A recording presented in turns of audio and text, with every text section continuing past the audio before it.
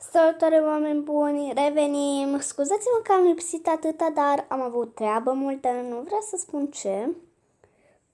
Ne jucăm Multicraft, sunt foarte supărat fiindcă am mai încercat de 5 ori să postez videouri, dar nu mi-au ieșit. Și așa că filmăm ultimul joc care îl vreau și pot să-l filmez și cred că o să aibă succes, Multicraft, o copie a Minecraft-ului care îl putem juca multiplayer. Dar în multiplayer voi juca doar cu prietenii, când voi avea și eu Discord. Dar până atunci jucăm pe World 1, lumea mea. Pe această lume e lumea mea de survival personală. Pe lumea aceasta de survival am atâta. Efectiv atâta. Un pat negru, un crafting table, niște lemn. Atâta. Bun. M-am uitat pe aici prin joc. Pe lumea asta m-am jucat, bineînțeles. Și am reușit să fac rost de câteva chestii, dar nu foarte multe. Și va trebui să merg pe partea cealaltă. Ceea ce să-mi fie o mică problemă. Am nevoie de o barcă. Nu vreau să cred că există bărci în jocul ăsta, fiindcă normal trebuia să existe ceva foarte important. Cum te urci în barcă? What? Nu mă pot urca în propria barcă? Deci, serios? Cum te urci în barcă? What?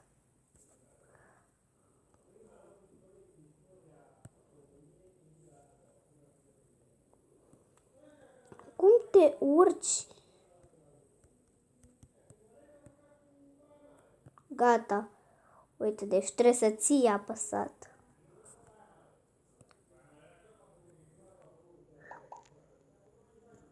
Am înțeles.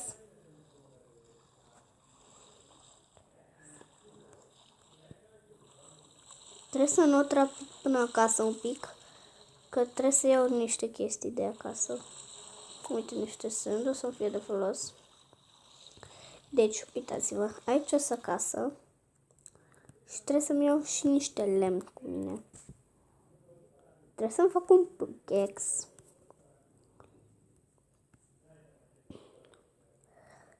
Pe lumea aceasta, vă rog, deci dacă lumea asta nu-i setată să pot juca cu abonații, lumea asta e lumea personală și aș vrea să mă respectați pe lumea mea personală. Am uitat că așa îmi sparg barca. Da, deci astăzi o să vă arăt secretele după ce reușesc să fac și eu rost de niște piatră. După ce fac rost de piatră pentru un pickaxe,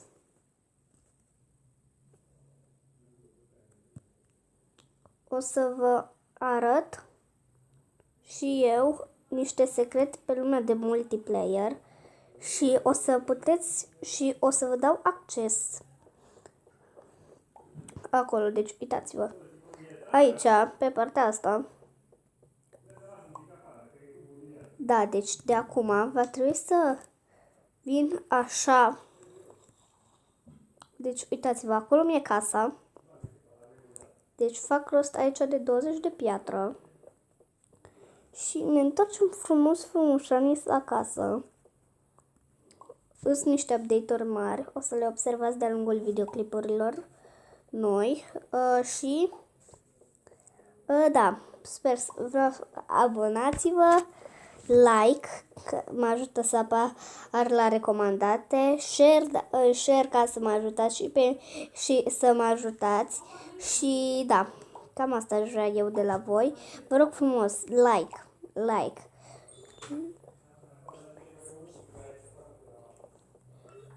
Subscribe-ul, like-ul mi-e foarte important și subscribe-ul, share, toate astea îmi sunt importante. Share, like, subscribe, și subscribe, mă ajutați să fac 1000 de abonați, să putem face live-uri, mai multe episoade și să fim cu toții fericiți. Vă ajutați pe voi dacă vă abonați ca să facem 1000, să primesc și eu primul meu buton. După ce primesc butonul, voi putea, YouTube-ul îmi va da voie să filmez live-uri și dacă filmez live-uri, pe lângă asta nu mă ajutați doar pe mine, vă ajutați și pe voi, fiindcă dacă filmez live-uri, o să putem discuta pe chat, o să puteți primi moderator, o să puteți primi enorm de multe chestii interesante și frumoase dacă vă abonați. Membru încă nu mi-am creat. Încă nu am membru. O să mă interesez cum îți faci, cum poți să faci ca lumea să-și poată lua membru.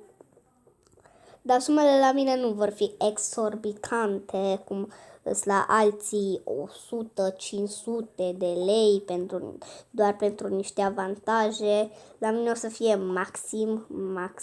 Deci maxim 100 de lei va fi la mine, la alții e foarte mult, 500 de lei. Deci dacă vreți membru ieftin, dacă o să vreți membru ieftin vreodată,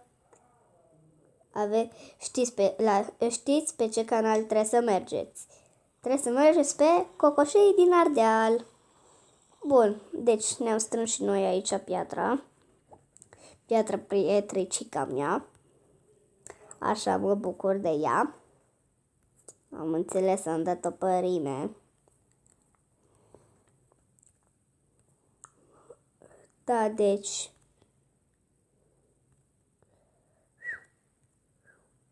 2 chesturi.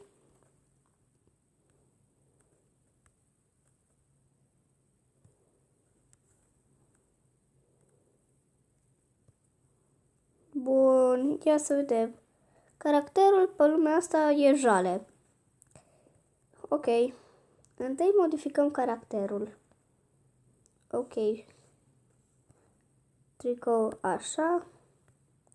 Capa va fi cu F, bineînțeles. Așa și uitați-vă. Tada! Iubesc skin. Deci cu skin-ul ăsta mă veți găsi întotdeauna că joc. Ok, bine, deci acum save and exit. Ok, pe multiplayer. Hai să intrăm pe lumea asta. Please choose a name. Name, ne punem un nume așa, Iurea. Se mă conectează. Nu acum. Acces. Da, deci să vedem, voi da 5 stele. Nu, deci name-ul.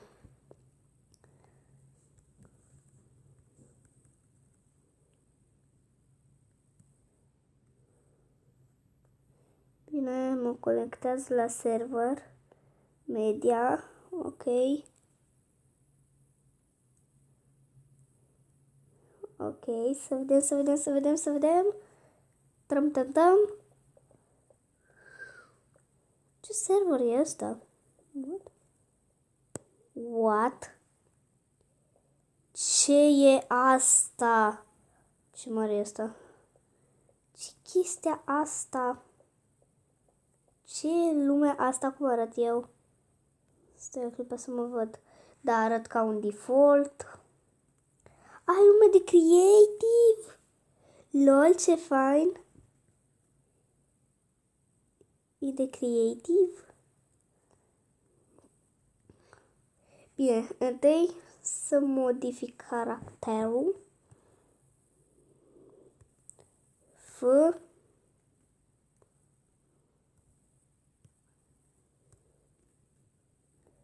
Blue. Așa, bine. Nu vine să cred ce au putut construi ăștia de pe server. Deci, ăsta cum se numește? Se numește spawn-ul. Deci aici e spawn-ul. E toată arena de spawn.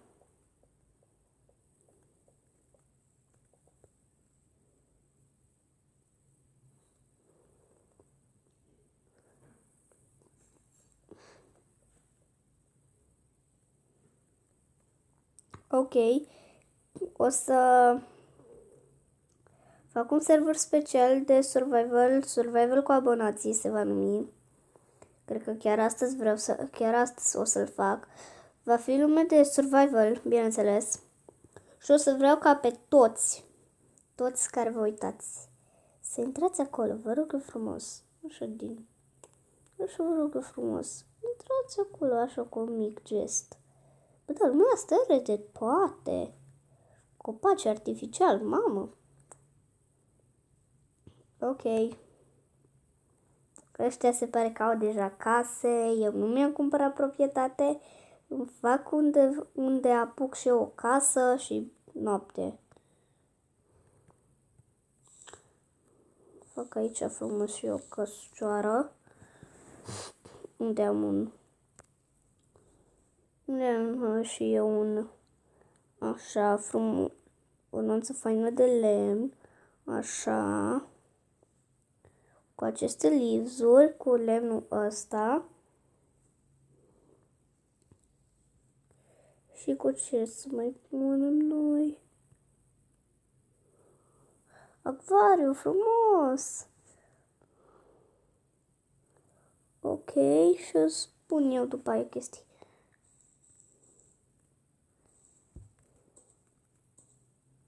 După.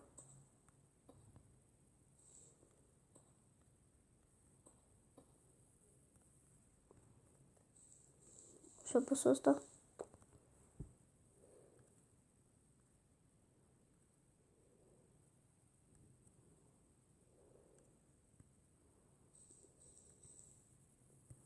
Să oprească careva ploaia.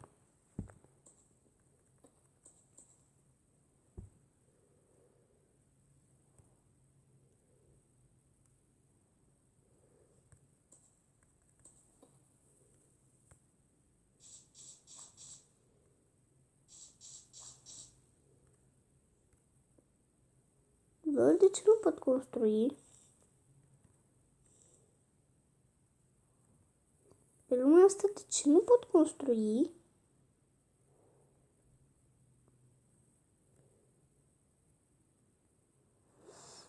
De ce nu pot construi pe lumea asta? What? Da, deci e nașpa lumea. Bine, băieți. Deci pe minute primul video, cam lung, ne-cam lungit. Bine, deci fiți atenți. Vă voi crea un nou server multiplu. Deci vreau să vă creez un nou server pe lângă care l-am eu acum. Deci codul va fi E K M K H. E K M K H va fi codul. Password-ul punem. Deci la parolă va fi San. Nu, deci va fi F-E-Z-Z Y. F-E-Z-Z.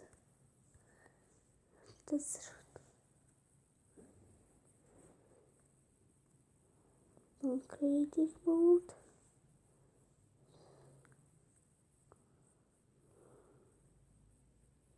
Să ce clipă, așa, chestiile astea. Deci, serverul da.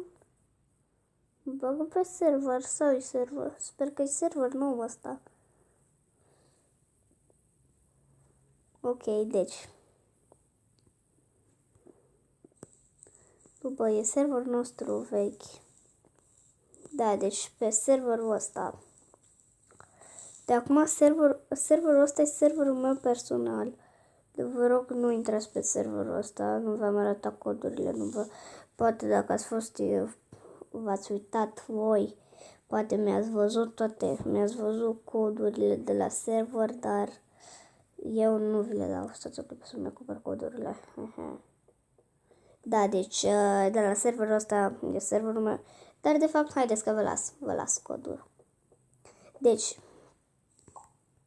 când facem 10, deci efectiv, astăzi, deci când se mai abonează cineva, vă dau codul. vă dau codul. Deci când vă voi da eu codul, o să puteți intra pe serverul ăsta. Bine, deci ne vedem data cu curigul viitoare. Pa, pa!